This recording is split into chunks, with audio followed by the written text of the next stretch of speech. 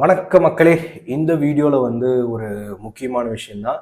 எல்லாருமே கேட்டிருந்தது, இந்த இயர் எப்படி இருக்கும் மார்க்கெட், ஒரு வீடியோ போடுங்க ப்ரோ ஸ்பெஷலாக அப்படின்னு. ஏற்கனவே ஒரு வீடியோ எடுத்தேன். என்ன ஆகி போச்சு, அந்த வீடியோ எல்லாம் ரெக்கார்ட் பண்ணிட்டு அந்த ஸ்க்ரீனில் காட்ட வேண்டியதை காட்டாததுனால அது சாஃப்ட்வேரில் பிரச்சனைங்க. 20 நிமிஷம் ரெக்கார்ட் பண்ணது போச்சு, திரும்ப இப்போ ரெக்கார்ட் பண்ணுறேன். ஓகே, சரி, ஓகே, பார்க்கலாம். என்ன அப்படின்னா, நம்ம டைரெக்டாக சார்ட்டுக்கே போயிடுவோம். ஓகே, சார்ட்டுக்கு வரும்னு நினைக்கிறேன். என்ன அப்படின்னா, இப்போ நிஃப்டி அதுலேருந்து ஸ்டார்ட் பண்ணிடலாம். ஏற்கனவே வரைஞ்சி போட்டு வச்சிருந்தது. சரி, என்ன அப்படின்னு சொல்லிடுவோம். இப்போ இது என்ன அப்படின்னா, முழுக்க இது மந்த்லி சார்ட் வச்சுக்கலாங்க. மந்த்லி சார்ட்டு இப்போ நிஃப்டி பார்த்துட்டோம்னா 2024 இந்த எலெக்ஷன் பிஜேபி வின் பண்ணது. சடன்னு 26,000 அந்த எண்டுக்குள்ள, செப்டம்பர் எண்டுக்குள்ள 26,300 400 இந்த ரேஞ்ச் இருக்கு இல்லைங்களா, போய் அடிச்சுட்டு மார்க்கெட் அங்கிருந்து நம்ம 2025 ஃபுல் ட்ராப். சரியா, ட்ராப் ஆயிட்டு அகெயின் இது ஒரு டிமாண்ட் ஜோன். அந்த எலெக்ஷன் ரிசல்ட்ல விழுந்து எந்திரிச்ச இடத்த தான் சப்போர்ட்டா திரும்ப ஆல்மோஸ்ட் எடுத்துக்கிட்டான். எவ்வளோ, 21,300 21,700 இந்த ரேஞ்ச். சரியா, தென் அங்கிருந்து ஃபுல் அப்பு. ஆனா இந்த அப்ல என்னன்னா, 2025 ஃபுல்லாமே இங்க பாத்துட்டீங்கன்னா தெரியும், 2025 ஃபுல்லாமே நமக்கு ஃபுல் நியூஸ் தான். டொனால்ட் ட்ரம்ப் சைனா மேல டாரிஃப் அது இது எடுக்கிறாரு, போடுறாரு இந்தியா மேல. தென் இந்தியா பாகிஸ்தான் வார் இந்த மே மந்த்ல இங்க பாத்துட்டீங்கன்னா இந்தியா பாகிஸ்தான் வார் மே மந்த்ல. சரியா, விழுகுது ஏறுது, அப்படியே ஃபுல் நியூஸ்லயே அப்படியே முக்கியமான ஆல் டைம் ஹை வந்துருச்சு. தென் இப்போ இந்த ஆல் டைம் இருக்கான். ஃபர்ஸ்ட் வீக்கே செல், இங்க பாத்தீங்கன்னா தெரியும், ஃபர்ஸ்ட் வீக்கே செல்லிங் கேண்டில் தான். இது என்ன ப்ரோ ஆகும், என்ன ஆகலாம் அப்படின்னா, சிம்பிள். நமக்கு இந்த இடத்த அப்படியே எடுத்து வச்சோன்னு வச்சுக்கோங்களேன், மேல பிரேக் அவுட்ஸ் கொடுத்துச்சு அப்படின்னா நமக்கு திரும்ப ஒரு 30,000 30,800 வரை நமக்கு ரேஞ்ச் இருக்கு. தென் நடுவில் வரைஞ்சிருக்கிறது மீடியன் லைன். இங்கிருந்து எடுத்துக்கிட்டோம்னா இதோட மீடியன் லைன் தான் இந்த நடுவில் இருக்கிறது. மினிமம் இது. சரியா, பர்சன்டேஜை பார்த்தா 17% வருது ஹையரா. அண்ட் மினிமம் எடுத்துட்டா பிரேக் அவுட்ஸ்க்கு அப்புறம் நமக்கு ஒரு 8.5% ரேஞ்ச் இருக்கு. சரிங்களா, டெல் பண்ணிடுவோம் இதெல்லாம் 8.5% ரேஞ்சு. ஒருவேளை நமக்கு பிரேக் அவுட்ஸ் ட்ரெண்ட் கண்டினியூ ஆகும் அப்படின்னு நினைச்சீங்க அப்படின்னா மினிமம் 8-17% வரையும் ரேஞ்ச் இருக்கு. இல்ல ப்ரோ ரிஜெக்ஷன் ஆயிட்டான், நான் ஏறும்லாம் நினைக்கல, இந்த இயர் செம்ம நியூஸ் இருக்கு அதனால இறங்கும்னு முடிவு பண்றீங்கன்னா, சப்போர்ட் நல்ல டிப்பு வாங்கணும்னு முடிவு பண்றீங்கன்னா திரும்ப இதுதான். ஏன்னா இது rejection rejection rejection rejection, top bottom திரும்ப பாட்டம் வர்றதுக்கான நல்ல வாய்ப்பு இருக்கும். ரிஜெக்ஷன் ஆயிடுச்சு அப்படின்னா அப்போ லோ ப்ரைஸாக இருக்கும், திரும்ப 17, அதுவும் கீழே 15-16% வரதுக்கான சான்சஸ் இருக்கும். சரிங்களா, சரி, என்ன பொறுத்த என்ன பண்ணுவோம்னா 3 பிரிச்சுக்கோங்க. முதல்ல இந்த நமக்கு 12 மாசம் இருக்கா, 3 பிரிச்சிங்கன்னா ஃபர்ஸ்ட் 3ங்கிறது ஜனவரி, பிப்ரவரி, மார்ச் வரை பார்த்துட்டோம்னா மார்க்கெட் என்னை பொறுத்தவரையில் இந்த பட்ஜெட் இருக்கு, கண்டிப்பா மேனுப்புலேட் அது இதுன்னு மேலே வர மாதிரி காட்டுவான், கீழே வர மாதிரி காட்டுவான். அல்டிமேட்டா மேனுப்புலேட் பண்ணி எங்கேயும் போக மாட்டான். அண்ட் பட்ஜெட்டுக்கு அப்புறம் ஏதாவது ட்ரெண்டிங் எடுக்கிறதுக்கான வாய்ப்பு இருக்கு. அதாவது ஜனவரி, பிப்ரவரி, மார்ச் மந்த், பிப்ரவரி எண்டு இல்ல மார்ச் மந்த் அந்த ரேஞ்சில் ஏதாவது ஒரு டைரக்ஷன் கீழேயோ மேலேயோ எடுக்கலாம். மார்க்கெட் எப்படியும் கவர்மெண்ட் என்ன பண்ணுன்னா, லாஸ்ட் இயர் என்ன பண்ணாங்க, எப்படியாவது ஜிஎஸ்டி கட் பண்ணி மார்க்கெட்டை பூஸ்ட் பண்ணலாம், அப்படி இப்படி இத்தனை ஆல் டைம் கொண்டு வந்திருக்காங்க கவர்மெண்ட். சரிங்களா, அப்படிங்கும்போது ஜிஎஸ்டி கட் பண்ணது ஓகே. தென் ஆர்பிஐ என்ன பண்ணுச்சு, பேங்க்ஸோட கையிருப்பு இருக்கும் இல்லைங்களா, அந்த கையிருப்பை அளவுகளை குறைச்சது. தென் கடன் விகிதத்தை அதிகப்படுத்தி நிறைய பேர் கடன் கொடுக்கலாம் நீங்க அப்படின்னு சொன்னதெல்லாம் ஓரளவுக்கு எப்படியோ திரும்ப ஆல் டைம் ஹை வரை கொண்டு நிக்க வச்சுட்டாங்க. யாரு, இந்தியன் கவர்மெண்ட். மார்க்கெட்டை கீழே விழுகாம 2025 அண்ட் சரியா பர்ஃபார்மன்ஸ் அப்பவும் ஆகு கிடையாது. ஏன்னா விழுந்தது எந்திரிச்சிச்சு. பல வெயிட்டேஜ் ஸ்டாக்ஸ் தான் நல்லா இருக்கே தவிர்த்து நான் வெயிட்டேஜ் ஸ்டாக்ஸ் நிறைய ஸ்டாக் கீழே உடச்சு போய்கிட்டே இருக்காங்க. அதை ஃபேக்டும் கூட. அப்ப ஒருவேளை இப்ப இந்த 2026 ஸ்டார்ட் ஆயிடுக்கு, ஒருவேளை முடியல மார்க்கெட் திரும்ப இறங்குது. ஏன்னா குளோபல் நியூஸ், டொனால்ட் ட்ரம்ப் வெள்ளம் பண்ணிட்டு இருக்காரு. அவர் நைட்டு சிறப்பு டானிக்கெல்லாம் அதை போட்டுக்கிட்டு ஏதாவது நியூஸ் இது போட்டாருன்னு வச்சுக்கோங்களேன். அண்ட் குளோபல் டென்ஷன் உங்களுக்கே தெரியும் நிறைய ஓடிட்டு இருக்கிறதுனால நீங்க கண்டிப்பா அந்த டிப்புக்கு நம்ம வெயிட் பண்ணலாம். மேபி டிப் ஆச்சு அப்படின்னா கண்டிப்பா அது நல்ல ஒரு பையா இருக்கும். ஏன்னா இங்க எடுக்கிறத விட ரிட்டர்ன் கம்மி தான். நிஃப்டி 4000 பாயிண்ட்டுங்கிறது பெருசு கிடையாது 26,000 இருந்து. அப்படிங்கும்போது ஏன்னா நிஃப்டி 12,000 26,000 இருக்கு, கரெக்டாக 4,000 பாயிண்ட்டுங்கிறது. அப்போ வந்து உங்களுக்கு பெரிய 17%ங்கிறது ஓகே அப்படிங்கிற ஒரு இதுதான். நீங்கள் ஒரு நல்ல ரிட்டர்ன் எடுக்கும்னு நினைச்சீங்கன்னா நிஃப்டி 30,000 போனாலும். ஆனால் 30,000 போகுமாங்கிறது அடுத்த டவுட். ஒருவேளை ஆனால் விழுந்துச்சுன்னா நமக்கு நல்ல ஒரு லோ வேல்யூ நிறைய ஸ்டாக்ஸ் கிடைக்கிறதுக்கான வாய்ப்புகள் அண்ட் வந்து பீஸா இருக்கட்டும் எல்லாத்துக்கான வாய்ப்புகள் இருக்கு ஒருவேளை நிஃப்டி விழுந்துச்சுன்னா. சரிங்களா? ஏன் ஐடியா விழுகுமா ஏறுமா அப்படின்னா, நான் எப்பவுமே உங்களுக்கு தெரியுற ஒரு டெக்னிக்கல் ட்ரேடரு. அது போக குளோபல் சினாரியோ பார்க்கும்போது கொஞ்சம் பேனிக்காக தான் இருக்கு. மார்க்கெட் இன்னும் எந்த டைரக்ஷனும் எடுக்கல. அதனால என்னை பொறுத்த வரையில் மார்க்கெட் இனி வந்து இந்த 2024 ரேஞ்சுக்குள்ளதான் இருக்கான். பார்த்தீங்கன்னா தெரியும். பிரேக் அவுட் கொடுத்து நல்ல தெளிவான ஒரு பார்வை நமக்கு காட்டாத வரையில் நமக்கு மார்க்கெட் ஏறுறதுக்கான வாய்ப்பு இல்லை என்னை பொறுத்தவரை. சரிங்களா? பிரேக் அவுட்ஸ் கொடுத்துட்டான் அப்படின்னா ஓகே, மார்க்கெட் வந்து சின்ன ரிட்டர்ன்ஸ் அதாவது மினிமம் 8%, கொடுக்கறதுக்கான பொட்டன்ஷியல் கிடைக்கலாம் நமக்கு ஃப்ரெஷ்ஷாக. இது நிஃப்டியோட கண்டிஷன் பார்த்துக்கோங்க. கீழே வந்து இது வந்து சப்போர்ட் இந்த லெவல்ஸ் தான் நம்ம குரூப்லேயும் ட்ரா அனுப்புகிறேன். அண்ட் யூஎஸ் ஆயில் அடுத்தது எடுத்துட்டோம்னா வெனிசுலா ஈரான் ஃபுல்லாக பிரச்சனையாக போய்கிட்டு இருக்கு.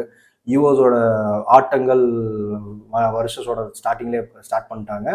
இப்போ இதெல்லாம் ட்ரிகர் தான் ஆயிடுக்கு. சரிங்களா? இந்த ஆயிலில் மேபி வந்து பெரிய லெவலில் ஒரு newses Middle East and Venezuela இங்கிருந்துலாம் வருது அப்படின்னா கண்டிப்பாக ஆயிலே அன்ஸ்டேபிள் இருக்கலாம் மொமெண்டம். ஆனால் அது போக வந்து ஆயில் ரிலேட்டட் ஸ்டாக்ஸ்லேயும் நமக்கு அதை ரிஃப்ளெக்ட் ஆகும். சரிங்களா? அப்படிங்கும்போது யூஎஸ் ஆயிலையும் பார்த்து வச்சுக்கோங்க.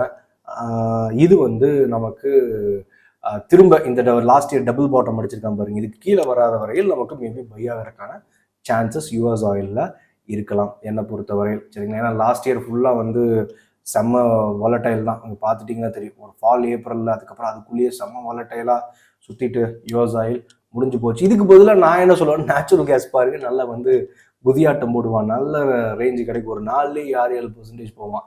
தென் இதை தவிர்த்து பார்த்துட்டா நமக்கு பிட்காயின் அவர் தான் எல்லாமே அப்படிங்கிற மாதிரி அவர் வந்து பெரிய தலைக்கட்டி டாலர்ல. ஓகே, இவர் வந்து என்ன பண்ணியிருக்காருன்னா லாஸ்ட் இயர் பாருங்க, இது வந்து April, last year June April இந்த மந்த்ல அப்படியே ஸ்டார்ட் பண்ணுவேன். லாஸ்ட் இயர் 2024 26 வந்துட்டோம். நம்ம 25லேயே இருக்காது, லாஸ்ட் 24க்கு. ஓகே, இப்போ என்னன்னா 24 வந்து நல்ல ரிட்டர்ன்ஸ் கொடுத்துச்சு பிட்காயின். ஆனால் 25 என்ன வந்துச்சு பாருங்க, ரிட்டர்ன் பாருங்க எவ்வளோ கொடுத்துருக்குன்னு. 24 கிட்டத்தட்ட 24 ரிட்டர்ன் அப்படிங்கிறது ஜான் மந்த்லேருந்து ஏற ஆரம்பிச்சோம். டாப் பீக் பார்த்துட்டோம் அப்படின்னா 182% ரிட்டர்ன் கொடுத்துருக்கு. எதுனா பிட்காயின். ஆனால் லாஸ்ட் இயர் பார்த்துட்டா என்ன நடந்திருக்குன்னு பாருங்க, இறங்குச்சு, திரும்ப ஏறுது, அகெயின் இறங்கி க்ளோஸ் பண்ணிட்டான். எங்க வந்து அதாவது பிட்காயின் வந்து 2024 வந்து க்ளோஸ் ஆச்சு, நியர் அங்கேயே வந்து 2025 அது கீழே சொல்ல போனா க்ளோஸ் பண்ணியிருக்காங்க. சரியா? அப்படிங்கும்போது எந்த ஒரு பாசிட்டிவ் ரிட்டர்ன் ஹோல்டு பண்ணியிருந்தாலும் கிடைச்சிருக்காது. ஒருவேளை டிப்ல வாங்கிட்டு மேலே வித்திருந்தோம்னா நமக்கு வந்து ப்ராஃபிட்ஸ் இருந்திருக்கலாம். அதை தான் சொல்றேன், நிஃப்டியும் அதே தான்.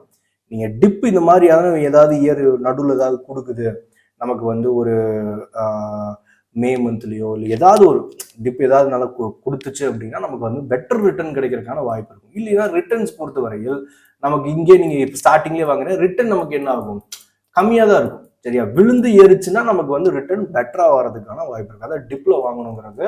அண்ட் ஏற்கனவே சொன்னோம் இல்லைங்களா, நீங்க வந்து அந்த டிப்ல எடுக்கும்போது நமக்கு இப்போ இயர் ஸ்டார்டிங்ல நீங்க மொத்த காசு போட முடியாது. மேபி இங்கிருந்து ஏறி ரொம்ப இல்லைன்னு நினைக்கிறீங்கன்னா அப்போ வந்து ஸ்டார்டிங்ல ரொம்ப பீக்ல இருக்கு எல்லாமே மார்க்கெட்டும். முக்கியமா வந்து கோல்ட்ல இருந்து எல்லாமே நிஃப்டில இருந்து டாப் ஆல் டைம் ஹைல நின்றுருக்கா இல்லைங்களா. அப்போ என்ன பண்ணலாம், 1 லட்ச ரூபா வச்சிருக்கீங்கன்னா ஒரு 30,000 நம்ம என்ன பண்ணலாம், அதுல வந்து இது பண்ணலாம். இது 70,000 ஹோல்ட் பண்ணும், திரும்ப விழுந்தா வாங்கலாம் அப்படின்னு. அப்பதான் வந்து பெட்டர் ஆவரேஜ் ரிட்டர்ன் கிடைக்கிறதுக்கான வாய்ப்பு இருக்கு. Come to the bitcoin. இப்போ என்ன ஆச்சுன்னா பிட்காயின் வந்து இந்த இயர் வந்து இந்த இடத்த உடைக்கல. லாஸ்ட் இயர் விழுந்துச்சு, இந்த இடத்த உடைக்கல, சப்போர்ட்டை தான் எடுத்துக்கிட்டு இருக்கான். ஒருவேளை பிட்காயின் வந்து அகெயின் டிப் ஆகணும், இயர் எண்டு இறங்கணும்னு முடிவு பண்ணிட்டான் 55,500 இது மாதிரி ஒரு லோ பிரைஸ் கிடைக்காது பிட்காயின் என்னைய பொறுத்தவரையில் வந்துச்சு அப்படின்னா.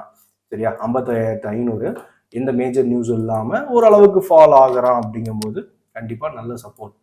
இல்லை ப்ரோ இங்கே வந்து இதை உடைக்கல, நான் பிட்காயின் வச்சிருக்கேன், என்ன பண்ணுறோம், பெட்டர் ஆவரேஜ் பண்ண முடியாது. இங்கேருந்து திரும்ப நமக்கு வந்து ஒரு 30% வரும்னு நினைக்கிறேன், 20 to 30% திரும்ப ஆல் டைம் ஹை அந்த ரேஞ்ச் வந்து பிட்காயினுங்கிறது நமக்கு ஒரு 30% வருது பாருங்க. 30% இது விழுந்து ஏறுச்சு அப்படின்னா 40% ஃபால், அங்கிருந்து ரெக்கவரி ஆகி ஏறுச்சு அப்படின்னா குறைஞ்சது நல்ல ரிட்டர்ன் கொடுக்கறதுக்கான வாய்ப்பு இருக்கும். விழுந்து ஏறிச்சுன்னா பிட்காயினும்.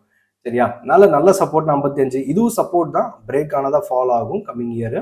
பிரேக் ஆகுதான்னு பாருங்க. பிரேக் ஆச்சுன்னா கண்டிப்பாக ஃபாலோ ஆகிடும். அண்ட் நல்ல நெக்ஸ்ட் சப்போர்ட்னா இதுதான். சரி, இது பிட்காயின். அது போக நமக்கு பார்த்துட்டோம் அப்படின்னா ஸ்டாக் ஸ்பெசிஃபிக்காக போறீங்கன்னா ஸ்விங் ட்ரேட் அது இதுன்னு நீங்கள் வந்து பண்ணும்போது நிஃப்டி பொட்டன்ஷியலாக வந்து ஒரு 1000 பாயிண்ட் 500 பாயிண்ட் விழுந்துட்டு திரும்ப பவுன்ஸ் ஆகும் இல்லைங்களா? அந்த டைமில் மட்டும் நீங்கள் ஸ்விங் ட்ரேட் இந்த மாதிரிலாம் பண்ணுங்க. ஓவரால் எல்லா இடங்கள்லையும் போனீங்கன்னா சரியா இருக்காது. கண்டிப்பாக வந்து ஜிக்ஸாக்காக தான் இருக்க போகுது. ட்ரேடர் முக்கியமாக இன்ட்ராடே ஆப்ஷன்லாம் சொல்லவே வேணாம். பார்த்தீங்களா எப்படி இருக்குங்க? ஃபர்ஸ்ட் 2 வாரத்திலேயே செம்ம ஆட்டம் போட்டுக்கிட்டு இருக்கா நிஃப்டி. அதே தான் இந்த மேனுப்புலேஷனுக்கு ஒரு எண்ட் இல்லையா சாங்கிற மாதிரி தான் நிஃப்டி மேனுப்புலேட் பண்ணி சாகடிச்சிருவான். அதை தவிர்த்து பார்த்துட்டோம் அப்படின்னா நெக்ஸ்ட் நமக்கு வேற என்ன இருக்கு? Silver and gold. கரெக்டுங்களா? சில்வர் அண்ட் கோல்டு அதையும் பார்த்துருவோம். சில்வர் அண்ட் கோல்டு எங்க இருக்கு? எங்க பாருங்க. இது வந்து கோல்டு வந்து பொட்டன்ஷியலா என்ன பொறுத்த வரையில் இனி ரேஞ்சுன்னு எடுத்துக்கிட்டோம்னா ஒரு 7-8% இருக்குங்க. சரியா? அதாவது நான் நேற்று கோல்டு வாங்கினது வந்து 13,030 ரூபா கிராம், ஒரு கிராமு. அது என்னை பொறுத்தவரை எவ்வளோ போகலாம்னா ஃபர்தராக கோல்டு ஏறுதுன்னா 14,000 கிராமுங்கிறது 14,300 14,500 வரை இந்த இயர்க்குள்ளே போகிறதுக்கான வாய்ப்பு இன்னும் இருக்கு. ஆனால் அது நமக்கு வந்து இதான் ஹைன்னு சொல்ல முடியாது. அது ஏன்னா கோல்டு சில்வரும் சரி எத்தனை கோடு மேலே வரைஞ்சாலும் உடைக்கிறதுக்கு தயாராக இருக்குங்கிற மாதிரி போயிட்டு இருக்கு. குளோபல் கியூஸ் அப்படின்னா பெரிய பெரிய இன்ஸ்டிடியூஷன்லேருந்து கவர்மெண்ட்ஸ் வரையும் நமக்கு வந்து பெரிய பேனிக்ல இருக்கிறதுனால அக்குமுலேட் பண்ணிக்கிட்டே இருக்காங்க. அதனால டிமாண்ட்ல ஏறிக்கிட்டே இருக்கு. கோல்டு ஒருவேளை இல்லை ப்ரோ எனக்கு ஃபால் ஆகுது அப்படின்னா செம்ம ஃபால். இப்போ இருக்கிற பர்சன்டேஜ்ல இருந்து பார்த்துட்டா 17% லோவரா 3,800 மாதிரி ஒரு சப்போர்ட் கிடைக்காது. எப்படி பிட்காயினுக்கு பார்த்தோம், எப்படி நிஃப்டிக்கு பார்த்தோம், இந்த மாதிரி சப்போர்ட் கிடைக்காதுன்னு அதே தான் இது வந்து செம சப்போர்ட் நம்ம வந்து கம்மிங் இயர் பார்த்தோம்னா. சரியா? தென் எக்ஸ்ஏஜி யூஎஸ்டி சில்வர் அசுரன் அவன் பாருங்க கடைசி 4 நாள்லேயே வந்து கிட்டத்தட்ட எவ்வளோ பர்சன்டேஜ்? ஒரு 4-5 நாள்லேயே கிட்டத்தட்ட 20%. இவன் இதெல்லாம் ஒரு ரெசிஸ்டன்ஸே கிடையாது. 17% அடுத்த 2 நாளில் கூட அடிச்சிடலாம். அந்த அளவுக்கு போய்கிட்டு இருக்கு. அதனால சில்வர் கோல்டை பொறுத்தவரையில் நம்ம வந்து இயர்லியா பார்க்கறத விட மந்த் ஆன் மந்த் அதோட ட்ரெண்ட் எப்படி இருக்கு என்ன ஏதுங்கிறத பார்த்து அதில் வந்து பண்றது கரெக்டாக இருக்கும். ஓவராலாக சில்வர் $71 to $74 அப்படிங்கிறது நல்ல சப்போர்ட்டாக இருக்கும். சரிங்களா? அண்ட் லாஸ்ட் வீடியோவில் இன்னும் நிறையா சொன்னேன். அண்ட் வந்து திரும்ப என்ன 20 நிமிஷம் ரெக்கார்ட் பண்ணேன். சரிங்களா? இருக்கிறதுலே பெரிய நம்ம சேனலில் பெரிய வீடியோவாக அந்த வீடியோ இருந்திருக்கணும். ஆனால் என்ன ஆகி போச்சு, இது சின்ன கிளிச்சு சாஃப்ட்வேர் கிளிச்சுனால இதாகி போச்சு. சரி, ஓகே.